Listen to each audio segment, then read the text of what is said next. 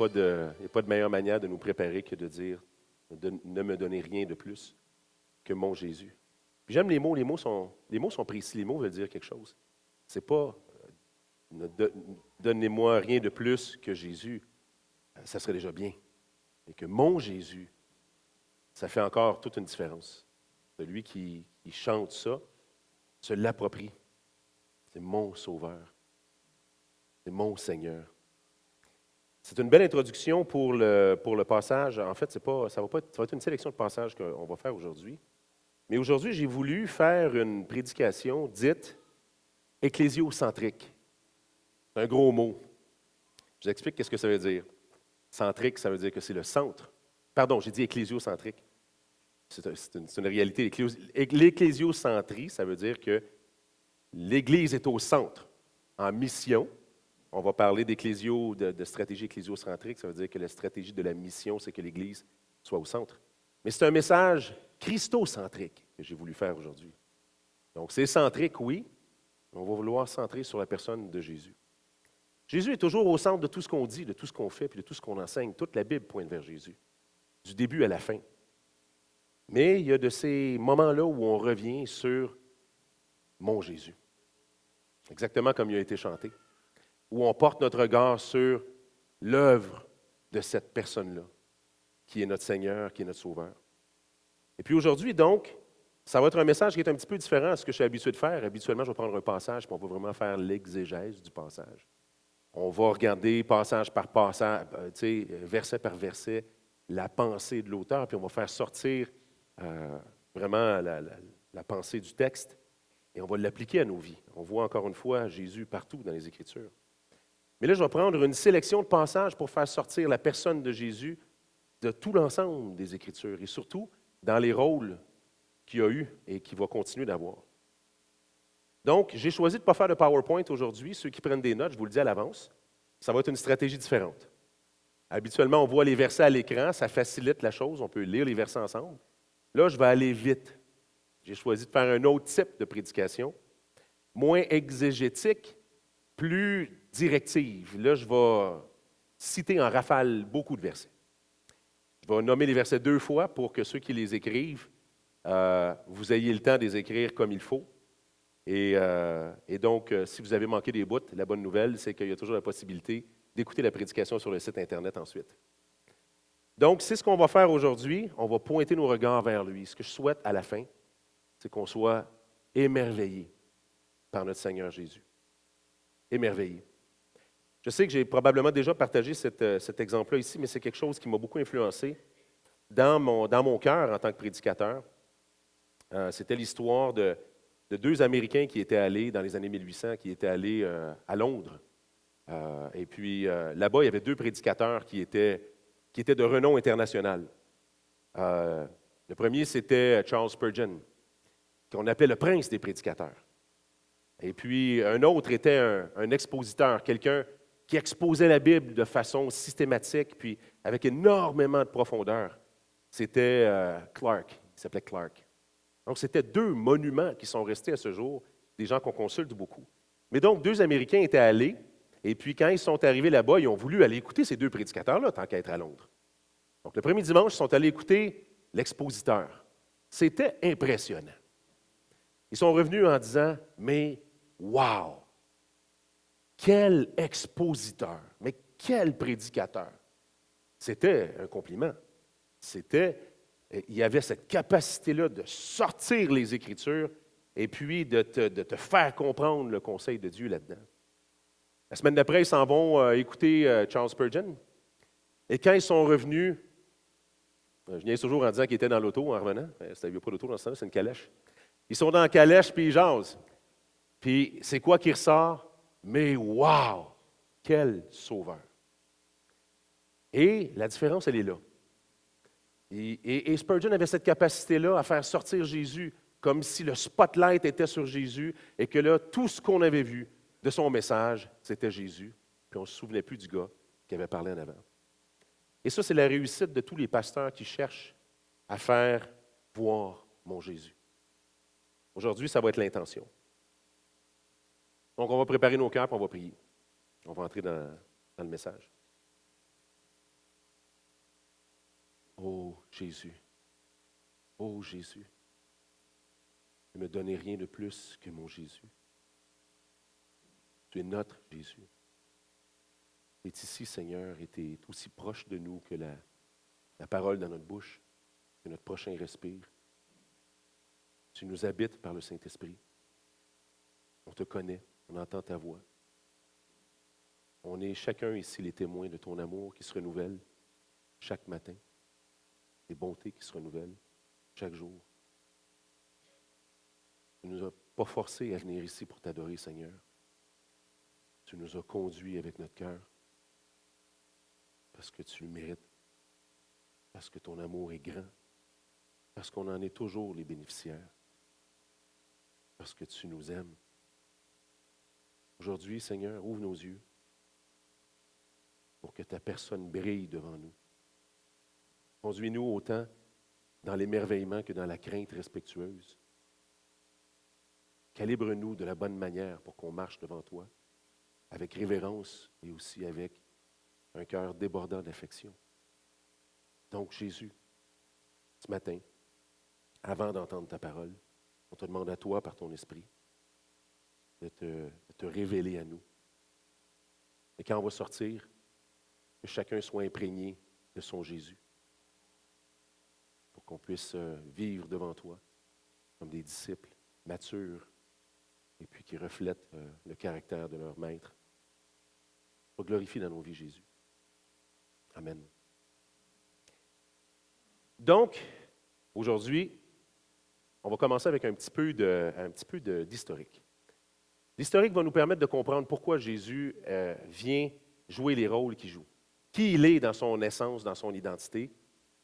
Qu'est-ce qui représente les facettes de sa personne et de son ministère pendant qu'il est ici sur terre.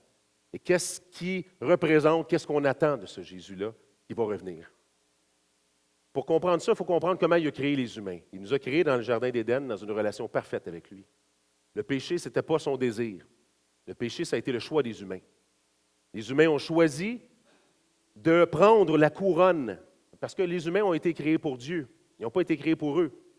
Ils ont été créés pour Dieu. Dieu n'a jamais été créé, il existe. Et quand Dieu a choisi de créer les humains, c'était pour un but particulier. Ce but-là, c'était qu'il était pour être en union profonde avec eux. Eux, ils sont pour lui, ils ne sont pas pour eux-mêmes. Donc, c'est pour le célébrer qu'on existe. Les humains ont été créés pour le célébrer, pour lui porter honneur. Et c'est comme si, dans le Jardin d'Éden, il y a un monument qui est l'arbre de la connaissance du bien et du mal, qui sert, lui, on pourrait dire de façon figurative, à représenter sa royauté et le choix qu'on doit lui porter. Les humains doivent choisir de l'aimer. L'amour, ce n'est pas une chose qui s'oblige, c'est une chose qu'on choisit. Mais les humains ont fait quelque chose dans le Jardin d'Éden. Ils ont décidé de prendre la couronne de Dieu et de la mettre sur leur propre tête. Vous connaissez ça pour la grosse majorité d'entre vous, mais ça va mettre la table pour ce que je vais amener.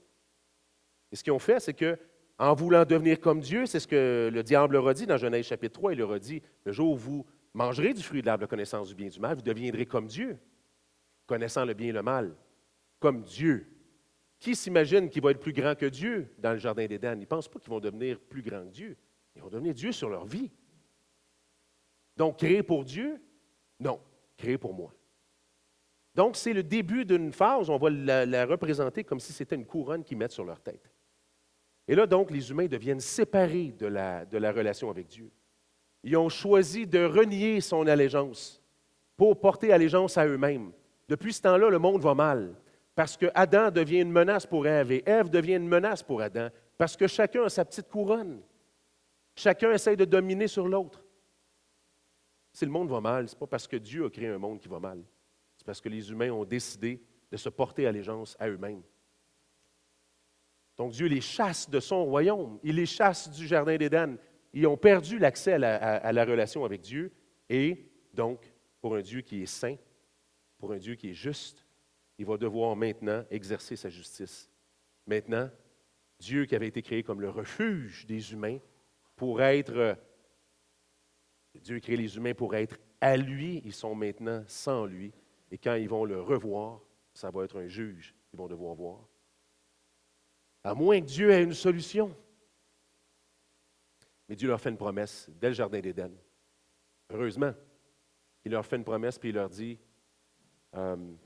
la postérité de la femme, en parlant du Messie, va écraser la tête du serpent. La tête du serpent, c'est une référence à l'œuvre que le diable a faite dans le Jardin d'Éden pour les séparer de lui. Donc, le roi qu'on va voir ici, c'est le roi qui a été le roi qui est glorieux. Il n'y a pas de semblable à ce Dieu-là. Il est le seul. Il est grand. Il tient l'univers entier dans la paume de sa main et sa royauté a été bafouillée. On lui a volé. Et donc, Jésus, quand il vient sur terre et que Dieu s'incarne dans la personne de Jésus et qu'il marche sur terre, ce qu'on va voir ensemble, c'est que Jésus, il est le roi qui avait créé les humains. On va voir qu'il vient d'une certaine manière. Ensuite, le deuxième point, c'est qu'on va voir que non seulement il est le roi, mais il est venu aussi pour exercer une fonction comme un prophète. Je vais vous donner les détails. Comme un prophète. Et on va voir que Jésus est aussi le sacrificateur. Et finalement, tout ça va se réunir ensemble dans le plan de Dieu pour le roi qui va revenir établir son règne sur terre. Donc Jésus, quand il est là, faites attention. Celui qui marche sur la terre avec les humains il y a plus de 2000 ans et qui était avec eux, il passe pour un gars comme les autres, dans le sens qu'il est vraiment fait comme vous et moi. Il s'est vraiment incarné dans un corps d'humain, mais il y a beaucoup plus que ça. Il est réellement le roi qui possède le règne puis l'autorité, à qui tous les autres de la terre et de l'univers et tout ce qui respire va plier son genou devant lui un jour. Et là, donc, il s'en vient, et c'est ce roi-là à qui on a enlevé l'allégeance, qui se présente sur terre et qui, on pourrait s'imaginer que là, il arrive pour venger. Non. Il n'est pas venu pour exercer son droit légitime à sa couronne. Jésus, il est ce roi qui est venu et qui a déposé la couronne volontairement. Les humains avaient pris une couronne qui n'était pas la leur. Jésus qui prend la couronne royale qui est la sienne, la dépose pour un moment, parce que le roi, il n'est pas venu maintenant pour régner, il est venu maintenant pour servir et donner sa vie en rançon. Ce Jésus-là, il vient d'une certaine manière, pendant qu'il est en train de marcher au milieu des humains, bien, on voit le roi, le seul qui est digne de ça réellement, démontrer l'imposture de tous ceux qui pensent qu'ils sont des rois, mais qui ne le sont pas. Il y a des, en passant de façon figurative, on est tous un peu rois sur nos propres vies, mais de façon littérale, il existe des rois dans le monde. Mais les humains ne sont pas faits pour être des rois, point final. Puis la mort va toujours prouver qu'ils n'ont pas d'affaires là. La reine Élisabeth II a vécu quand même longtemps. Elle a eu un long règne. Mais comme tout le monde, il arrive à son bout, puis la couronne sur sa tête est enlevée. La couronne est donnée à quelqu'un d'autre. Parce que les humains, c'est toujours une imposture, ce règne-là. Il n'est pas supposé d'être à nous, il est supposé d'être à Dieu.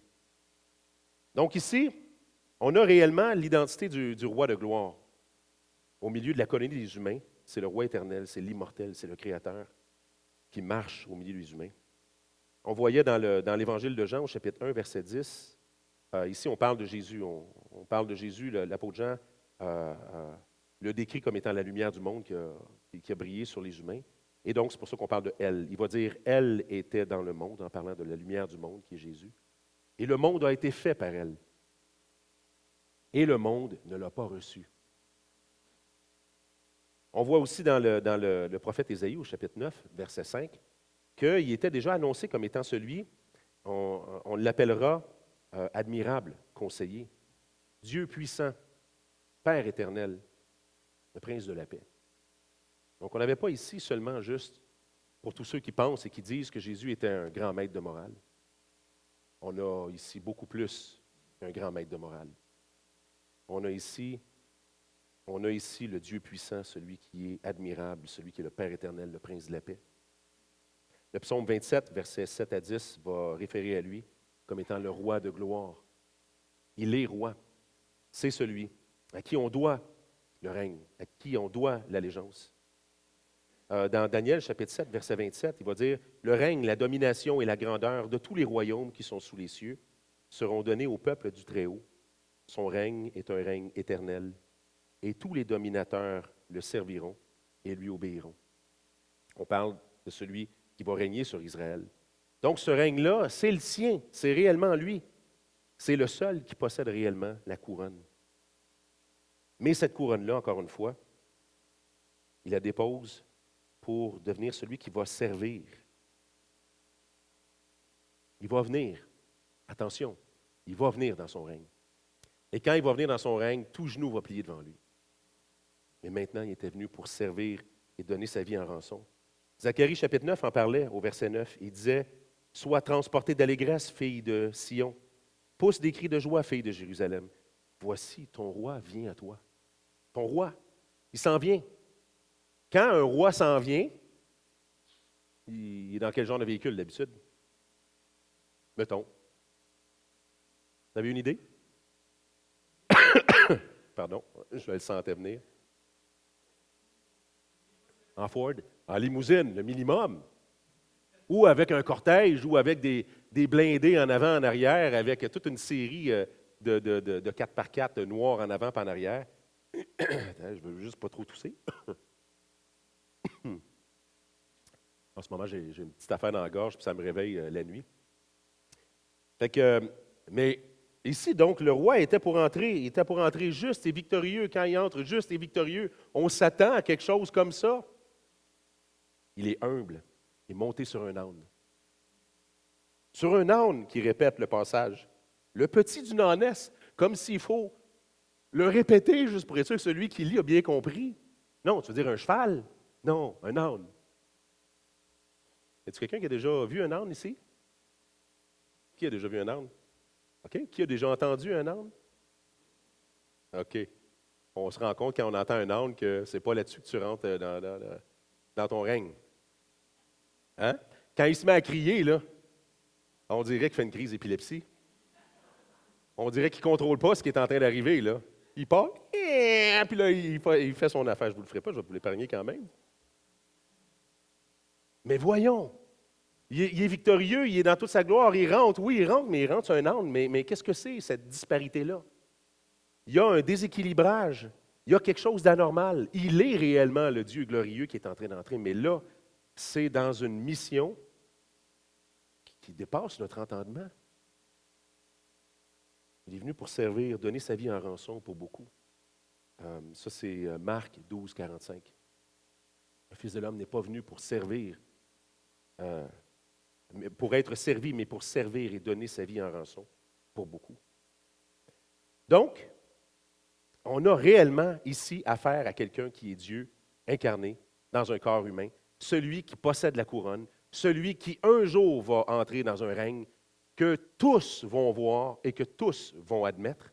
Il n'y a personne qui va se tenir devant lui et qui va dire non, excuse-moi, il n'y a pas de parti de l'opposition. Ça n'existera pas. Donc, ça doit nous amener d'une certaine manière avec révérence devant lui. Wow, là, on n'a pas affaire à n'importe qui. Mais pourquoi donc, lui qui a été victime du péché et de la couronne qu'on a mise sur notre propre tête, comment est-ce qu'il vient ici renoncer à sa couronne? Il ne devrait pas venir plus tôt exercer le jugement. Ensuite, Jésus fait un deuxième office, celle de prophète. Et là, je vais vous expliquer qu'est-ce que c'est. Encore là, je veux vraiment expliquer comme il faut. Parce que je sais que dans le New Age, on parle de Jésus et on dit que c'est un prophète. Pas vrai? Attention, ce n'est pas ça que je suis en train de dire. Il n'est pas un prophète comme d'autres prophètes. Il exerce une fonction de type prophétique, dans le sens qu'un prophète, son rôle, c'est de représenter Dieu auprès des humains. Parce que Dieu parle aux humains par l'intermédiaire d'un humain. Quand Dieu va parler au travers du prophète, il va adresser différentes choses. C.I. Scofield, dans son commentaire par rapport à ça, dit le prophète représente Dieu auprès de son peuple, premièrement, pour établir la vérité, et deuxièmement, pour ramener le peuple à la vérité quand il est dans la décadence ou quand il s'est détourné. Aussi, le messager prophétique comporte-t-il généralement une note de réprimande et d'appel à la repentance.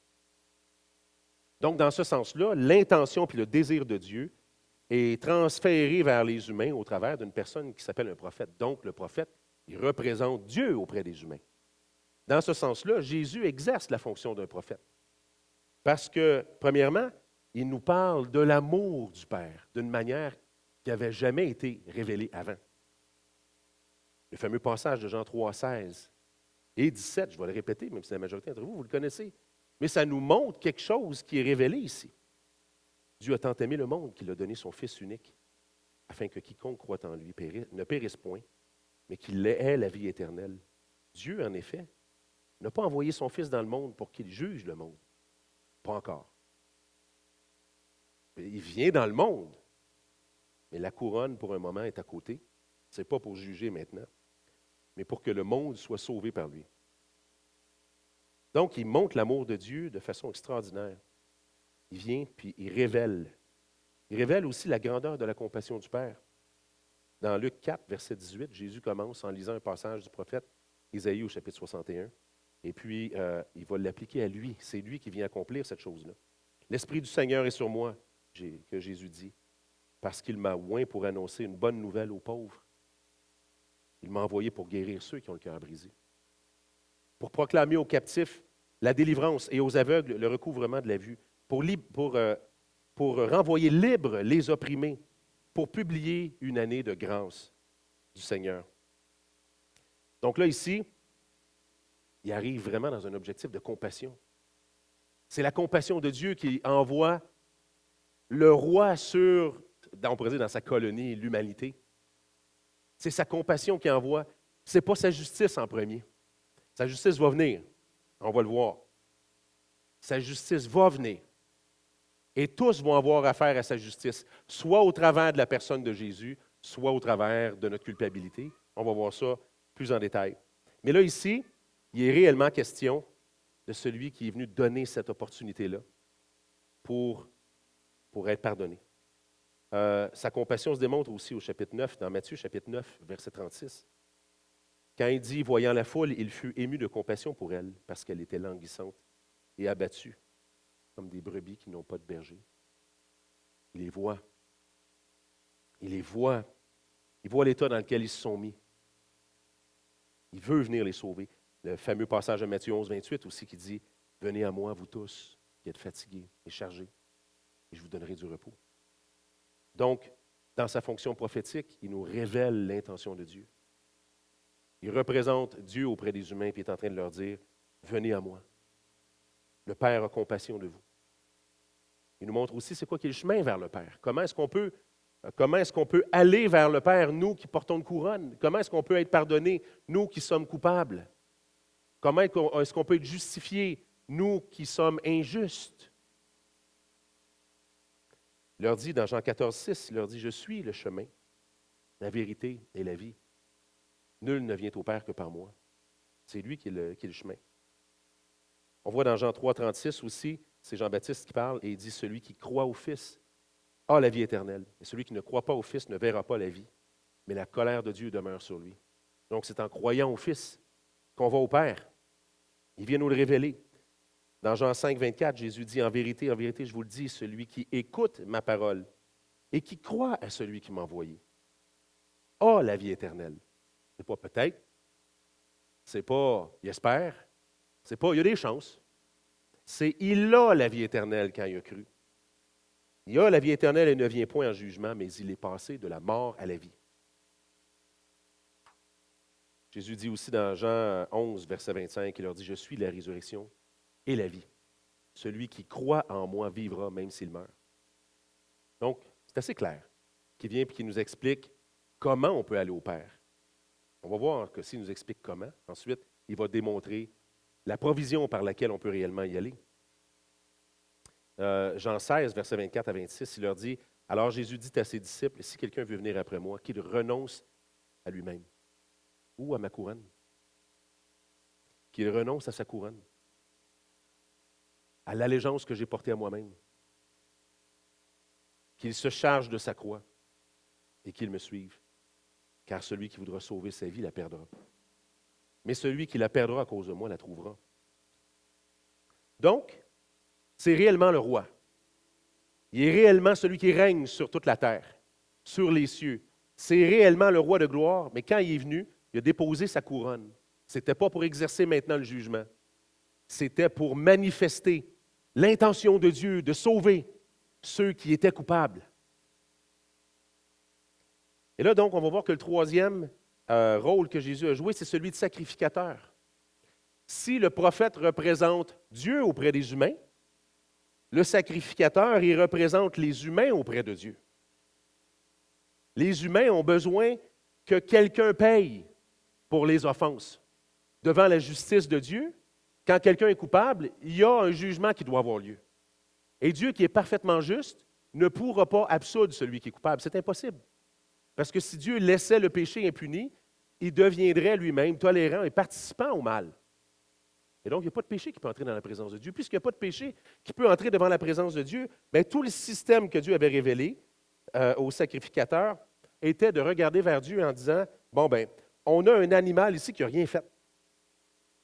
Lui, il fallait qu'il soit pur en plus, il fallait qu'il soit parfait, il fallait qu'il n'y ait pas de défaut. Il devrait représenter ici que quelqu'un qui est parfait doit mourir à la place de celui qui ne l'est pas. Celui qui est coupable doit avoir un substitut, quelqu'un doit mourir à sa place. Le sacrificateur, c'est celui qui faisait ça dans la loi. Et une fois par année, il y avait plein de types de sacrifices, mais une fois par année, il y avait le sacrifice. On a déjà enseigné là-dessus cette année, quand on a fait la série sur Lévitique chapitre 16, où il y avait le péché annuel pour les péchés, le sacrifice annuel pour les péchés. Puis là, le sacrificateur, ce qu'il faisait, c'est qu'il prenait 2 boucs qui étaient sans défaut, et puis il invoquait il priait, puis il transférait les péchés du peuple sur lui. Il y en a un qui était sacrifié, puis qui mourait. Puis il y en a un autre à qui on donnait une grosse tape sur une fesse, puis on l'envoyait dans le désert. Bon, ça c'est une paraphrase. Ce n'est pas écrit là, dans le texte qu'on lui donnait une tape sur une fesse. Là. Mais on l'envoyait dans le désert. Il disparaissait dans le désert pour ne plus jamais être retrouvé. Ça voulait dire quelqu'un est mort qui est parfait. La faute a été placée sur quelqu'un d'autre qui est un substitut. Et là, maintenant, la culpabilité, elle est partie, tu ne la verras plus jamais. Elle va disparaître. Et un désert, ce n'est pas un gros carré de sable. C'est bien plus que ça. Lui, il se promène, puis il cherche, puis il finit par mourir, puis se faire enterrer par le vent, puis on ne le voit plus jamais. Donc, le sacrificateur, c'était celui qui représentait le peuple et qui disait à Dieu, « Aie pitié! » Sauf que l'année prochaine, il faut qu'on le refasse. Il faut qu'on le refasse parce qu'un bouc, ça ne peut pas apaiser la justice de Dieu. C'est juste une figure de qu'est-ce qui doit arriver. Et qu'est-ce qui doit arriver? C'est que celui qui est offensé. Qui est offensé par le péché? Si ce n'est pas Dieu. À qui on a enlevé la couronne? À qui l'allégeance a été enlevée? Qui est la victime du péché? Si je vais chez vous et que je lance une roche dans votre fenêtre, et puis que on va faire l'inverse. Tiens, William, tu viens chez nous, mais ce n'est pas une instruction. Hein? Tu viens chez nous, puis tu pitches une roche dans ma fenêtre. OK? Et là, après ça, moi, je dis, bon, ben, je vais te pardonner, mais Marilyn va payer pour ma fenêtre. C'est facile pour moi. C'est facile pour moi de pardonner. C'est celui qui est offensé qui peut payer, qui peut enlever la dette. Si je pardonne, je ne peux pas faire payer la responsabilité à quelqu'un d'autre. C'est l'offensé qui a la capacité de prendre sur lui la responsabilité. Si je te pardonne, c'est moi qui paye la fenêtre. Et Dieu ne peut pas pardonner les péchés si ce n'est pas Dieu lui-même qui les porte sur sa personne. Les témoins de Jéhovah vont nous dire, par exemple, que Jésus était juste une des créatures de Dieu, la plus grande. Et que quand Jésus meurt sur la croix, on est pardonné pour nos péchés. Mais Dieu ne peut pas envoyer quelqu'un assumer quelque chose qui est contre lui. Pour qu'il y ait pardon des péchés, il faut que l'Éternel lui-même, celui qui a été offensé, c'est le roi qui doit mourir. Hey, c'est fou comme histoire. Dit de même, c'est différent. C'est fou comme histoire. Il fallait qu'il vienne mourir lui-même. Donc, on a le roi qui vient marcher, qui vient nous dire toute la compassion du Père, qui veut nous sauver, puis il continue le travail maintenant en exerçant la fonction non seulement du sacrificateur, mais du sacrifice. C'est lui le bouc. C'est sur lui que va tomber la responsabilité de notre injustice. C'est lui qui va subir la colère de la justice de Dieu. Ici, donc, il était sans faute lui-même devant Dieu. Dans 1 Pierre 2, versets 22, 23, on voit lui qui n'a point commis de péché, et dans la bouche duquel il ne s'est point trouvé de fraude. Lui qui, injurié, ne rendait aucune injure, maltraité, ne faisait point de menace, mais s'en remettait à celui qui juge justement. Dans 2 Corinthiens 5, 21, il dit, celui qui n'a pas connu le péché, Dieu l'a fait devenir péché pour nous. Lui, il n'avait pas péché.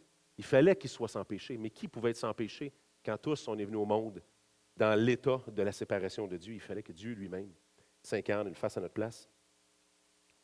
Hébreux 9, verset 14 nous dit, il s'est offert lui-même sans tache à Dieu.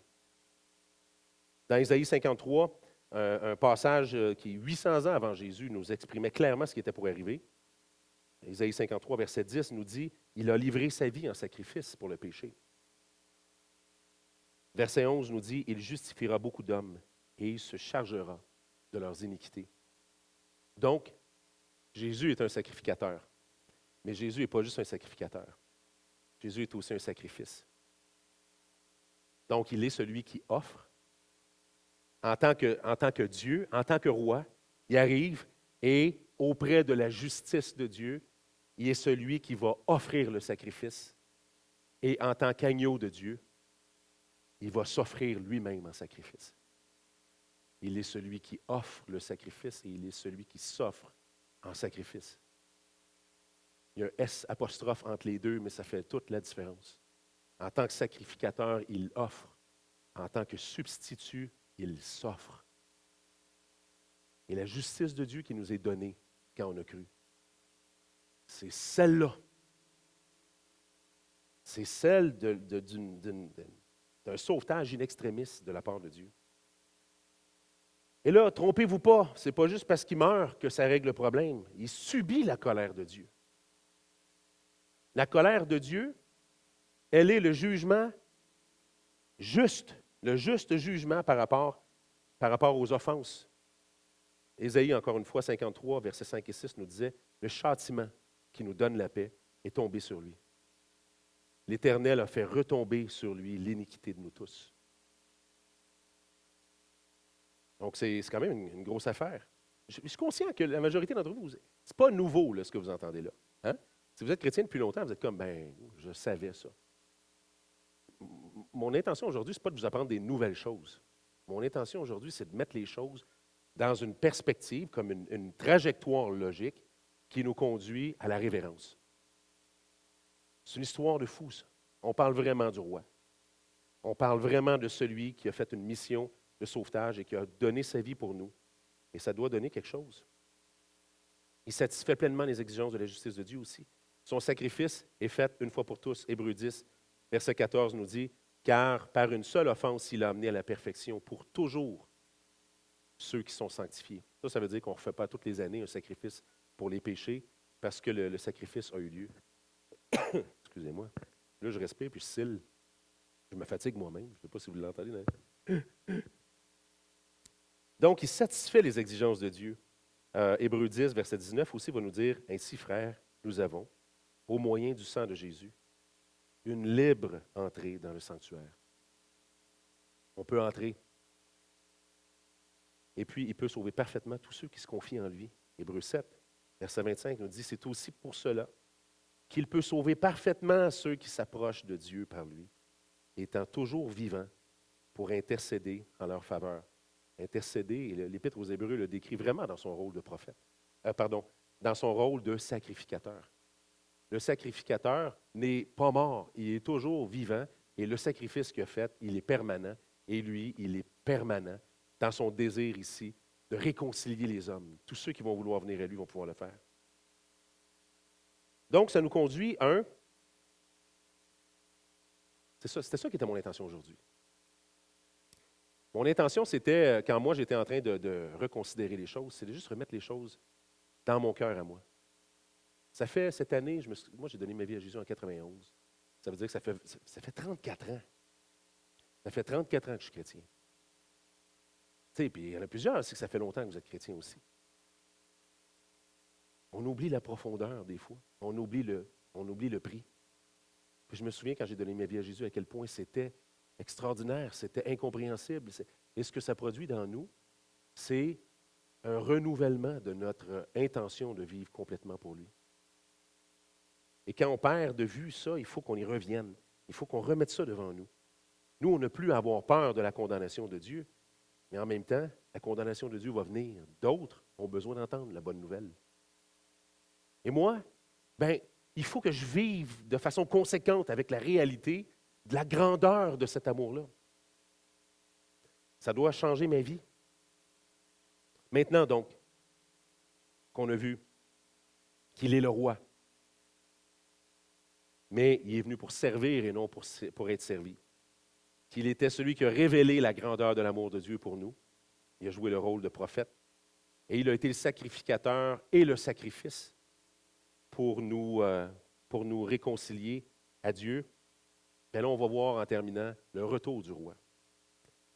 Parce que, j'ai pris ma note de côté ici. Là. Le roi va revenir cette fois-ci, mais pour exercer son règne. Et là, il y a quoi de mieux que de lire un bon passage directement dans la Bible, parce que j'ai pris cette note-là après avoir écrit mes notes. Donc, on va lire dans Apocalypse, chapitre 19, versets 11, 12 et 16. Puis, là ici, juste pour remettre en contexte. Là, après être venu, exercer sa mission de réconciliation avec le monde, la prochaine fois qu'il revient, c'est pour exercer sa mission de jugement du monde. Et là, celui qu'on a vu dans toute la splendeur de sa bonté et de sa grâce et de sa douceur et de son amour, avec la manifestation la plus extrême et la plus même exorbitante de son amour en mourant sur la croix pour nous, quand il revient, c'est pour exercer le jugement. La fenêtre d'opportunité est ouverte. Elle est ouverte maintenant, mais il y a un jour où la fenêtre se ferme. Pour chacun d'entre nous, la fenêtre d'opportunité, c'est durant notre vie. Il est donné aux hommes de mourir une seule fois, Hébreux 9, 27. Après quoi vient le jugement. Donc, il y a du temps, mais il arrive un temps où il n'y en a plus de temps. Parce que là, il revient. Le roi, il revient. Et là, quand il revient, c'est plus sur un âne. La deuxième fois qu'il revient, la fanfare est différente. Donc, Apocalypse 19, versets 11, 12. Puis je vis le ciel ouvert. Et voici, parut un cheval blanc. Il remplace le donkey cette fois-là. Celui qui le montait s'appelait Fidèle et Véritable. Et il juge et combat avec justice. Ses yeux étaient comme une flamme de feu. Sur sa tête étaient plusieurs diadèmes, plusieurs couronnes. Il a sa couronne sur sa tête au moment où il est en train de revenir. Puis on va au verset 16. Il avait sur son vêtement et sur sa cuisse un nom écrit « Roi des rois, Seigneur des seigneurs ». Et là, quand il arrive, il y a deux issues. Il y a deux issues à ce moment-là. Bien, ceux qui vont s'être tournés vers lui, avec son appel de compassion, vont trouver un sauveur. Pour nous, on attend le sauveur. Pour nous, on attend le règne du roi. Parce qu'on y est invité. Parce qu'on est invité là-dedans, il nous a réconciliés, on a été adoptés. On est un avec lui maintenant. Nous, on n'a pas peur de son retour. Donc, il faut répondre. La première façon qu'on peut réagir quand il va revenir, ben, c'est d'être de ceux qui vont se réjouir parce que nous, on a trouvé en lui un sauveur. Romains 8, verset 2 nous dit « Car il n'y a maintenant plus aucune condamnation pour ceux qui sont en Jésus-Christ. » C'est fini. Nous, c'est pour entrer dans le royaume avec lui. Mais par exemple, il y a tous ceux qui vont l'avoir refusé. Tous ceux qui vont être sans un sauveur, eux, quand il vient, c'est le juge qui voit. Le diadème sur sa tête, la couronne sur sa tête, ça va être la couronne du roi. Et puis, pour eux, c'est le jugement. Mais ce n'est pas l'intention de Dieu que ceux qui sont destinés au jugement soient jugés. C'est pour ça qu'on est encore dans la période de la grâce, là où l'appel de Dieu continue de presser. Et pour nous, l'appel de Dieu doit presser sur nos cœurs, parce que c'est le désir de Dieu qu'aucun périsse, mais que tous parviennent à la connaissance de la vérité. Ça aussi, c'est une chose qui doit être renouvelée dans nous. C'est cette chose-là qui brûlait dans nous les premiers jours. C'est comme, hey, tout le monde doit en entendre parler. Moi, quand j'ai donné ma vie à Jésus, là, j'avais presque 16 ans. Là. à l'école secondaire, là, oublie ça le lendemain. Le lendemain, c'est un lundi matin, là. C'est un dimanche soir que j'ai donné ma vie à Jésus, que j'ai été transformé dans ma chambre. Là. Le lendemain matin, c'est fini. Là. Tout le monde entendait parler de Jésus à l'école. Là. C'était impossible de retenir ma bouche. Parce que c'était juste comme trop incroyable ce soir-là. C'est comme, même, man, c'est pour toi, là. Tu sais, mes amis pensaient pendant un bout de temps que je niaisais parce que avant, quand je mentionnais Jésus, c'était pour niaiser. Puis, non, je niaisais pas. Il ne faut pas que ça s'éteigne dans nous. Parce que l'amour de Dieu pousse au travers de nous vers eux. Dieu veut réconcilier les gens parce qu'il revient. Et quand il va revenir, c'est sur son cheval blanc. Et maintenant, l'appel nous est lancé de cette manière-là. Ésaïe 55, versets 1 et verset 7. Vous tous qui avez soif, venez aux eaux. Même celui qui n'a pas d'argent. Venez acheter et manger. Quand même spécial, celui qui n'a pas d'argent, qu'est-ce que ça veut dire? Je ne peux pas venir à lui. Je suis coupable. Je ne peux pas venir à lui. Je suis juste un humain. Je suis un pécheur. Ça, c'est avoir pas d'argent.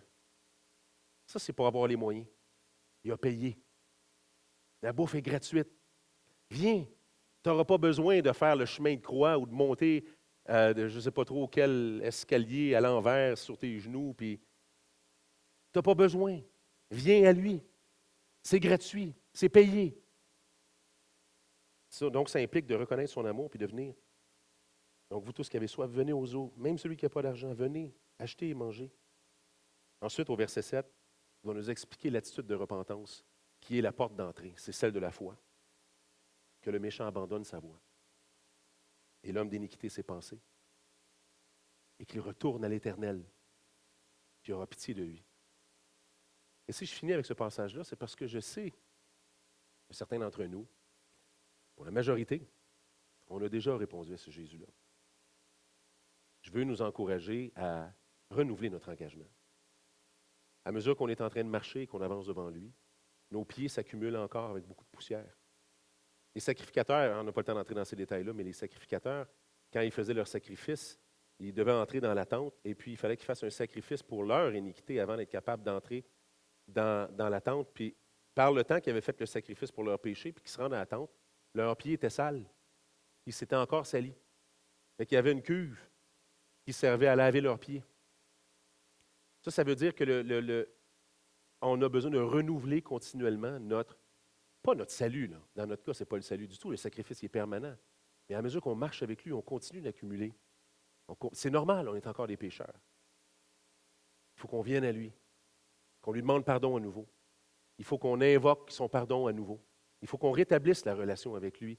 Il faut qu'on se reconsacre à lui, pas pour être plus sauvé, mais pour porter du fruit et pour honorer la grandeur de son sacrifice. Ça, c'est mon appel pour chacun d'entre nous. Je dis nous, là. Moi aussi, je suis un disciple de Jésus. Puis ça s'applique à moi. Mon souhait pour aujourd'hui, c'est que ça nous saisisse puis que ça nous conduise dans le lieu secret à lui dire, OK, il y a peut-être toutes ces petites choses-là. Là. Bon, ben regarde, je retiendrai, puis je vais te confesser toutes ces choses-là. Peut-être lui a fait 100 fois, mais il faut le faire encore. Et lui dire, Seigneur, me voici encore. Lave mes pieds, fais-moi avancer encore. Et c'est comme ça qu'on grandit puis qu'on est transformé à son image. Et en passant, ça aussi, on le fait par la foi. Parce que des fois, on a essayé puis on est découragé même d'avoir essayé puis de ne pas avoir réussi. Mais par la foi, on croit que son amour n'arrête jamais. On relève la tête. On entre dans sa présence à nouveau. On croit à son sang à nouveau puis à son sacrifice. On demande pardon, on lève la tête et on avance. Laver à nouveau dans notre conscience et on peut porter des fruits. Mais pour ceux d'entre nous ou d'entre vous qui êtes nouveaux dans la recherche de Jésus, ça arrive. Il y a du monde nouveau à toutes les semaines qui sont dans un processus de découverte de Jésus. Mais moi, je le sais que si vous avez pris l'auto ce matin, pendant qu'il neige, pour vous rendre à l'église, c'est parce que Dieu vous appelle. Si vous êtes ici, c'est parce que Dieu vous appelle. Il n'y a pas d'autre raison que ça. Si Dieu vous appelle, parce qu'il veut vous conduire au pied de cette croix où Jésus est mort. Il veut vous amener à placer votre confiance en lui. Il veut vous donner cette assurance-là d'avoir la vie éternelle. Il veut laver votre conscience de toutes les fautes qui vous ont séparé de lui. Aujourd'hui, si c'est votre cas, c'est aussi simple que de lui dire, oui, je le vois. Moi, je suis un de ceux-là, un pécheur qui a agi toute sa vie avec une couronne sur sa tête. Moi, j'ai besoin du Sauveur. Moi, je vois que toi, tu as été le sacrifice à ma place. Moi, je reconnais ton amour là-dedans. Moi, j'accepte de me donner à toi par la foi qui sauve. C'est celle de reconnaître la chose, mais c'est celle aussi de faire l'action, de dire, voici la couronne, je la dépose à tes pieds. Voici ma vie. La foi qui sauve, ce n'est pas seulement de dire, ah oui, je comprends la mécanique de la chose. Ah oui, j'ai vu ça dans un manuel quelque part. Oui, ça fait du sens pour moi. Non, ça implique une action. Je reconnais ça, je comprends que ça va me sauver. Bien, voici ma vie. Ça, je peux le faire aujourd'hui. Aujourd'hui. En terminant, on va prier. On fait ça une couple de fois par année, un genre de message comme je suis en train de faire aujourd'hui. Parce qu'on veut permettre à chacun d'avoir l'opportunité de se recentrer sur Dieu et ou de se tourner vers lui pour la première fois. Et si pour vous, c'est la première fois, je vous encourage vraiment à aller à la table d'infos qui est en arrière et puis de vous inscrire. On a des groupes de découverte.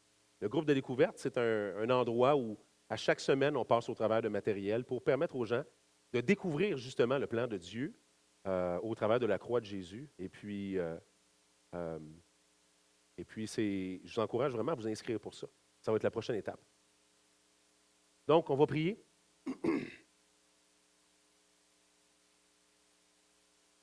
Seigneur, je prie pour nous, tes disciples. On te connaît depuis longtemps. Aujourd'hui, Seigneur, s'il te plaît, je te le demande. Prends les paroles de cette parole qui est surnaturelle, que tu utilises par ton esprit. Utilise-la comme une épée, Seigneur, pour trancher nos cœurs en deux. Donne-nous la sensibilité dont on a besoin pour voir la grandeur de ta personne et se consacrer à nouveau à toi. Éblouis-nous par la grandeur de ton amour manifesté à ta croix. Excite-nous, Seigneur, à la perspective de ton retour imminent. Tu reviens. Quand tu vas revenir, Seigneur, on va régner avec toi. On va se réjouir dans ta grandeur. On va voir de nos yeux ta splendeur. On ne va pas juste le voir par la foi, on va le voir avec nos yeux. Transforme-nous à la réalité de tout ça, Seigneur. Que nos vies soient pas fades, mais bouillantes pour toi. S'il te plaît, Seigneur, fais ça dans notre cœur. On a même besoin de toi pour ça. On dépend de toi pour tout. Seigneur, pour ceux maintenant qui sont dans une recherche de toi, mais qui n'ont pas encore trouvé la destination, je prie maintenant de te révéler à eux, dans leur cœur maintenant, Esprit de Dieu. Fais chauffer leur cœur. Montre-leur ton amour pour eux, en tant qu'individus uniques. Si vous êtes cette personne-là, gardez les yeux fermés. Tout le monde, gardez les yeux fermés. Adressez-vous à lui. Dites-lui, Seigneur Jésus, je reconnais que je suis un pécheur. Je reconnais que tu m'as tellement aimé. Tu es mort à ma place pour subir la justice de Dieu. Prends ma vie, prends ma couronne, Seigneur, sauve-moi, pardonne-moi. Pardonne-moi, sauve-moi. Si vous avez fait cette prière-là, vous êtes maintenant un enfant de Dieu. Seigneur, en terminant, utilise ton Église dans les Laurentides. Et tous ceux qui sont dans leur maison en train de regarder la télé maintenant ou en train d'enlever la neige dans leur driveway et qui n'ont aucune espèce d'idée de la grandeur de ce que tu as fait. Envoie-nous. S'il te plaît, envoie-nous. Bouleverse-nous par ton amour et ta compassion, Seigneur. Utilise-nous. Fais grandir ton Église, pas pour nous, pour toi. Fais grandir ton royaume partout dans les Laurentides. Manifeste ta grandeur Utilise-nous. Seigneur, c'est ce qu'on te demande dans le nom de Jésus. Amen.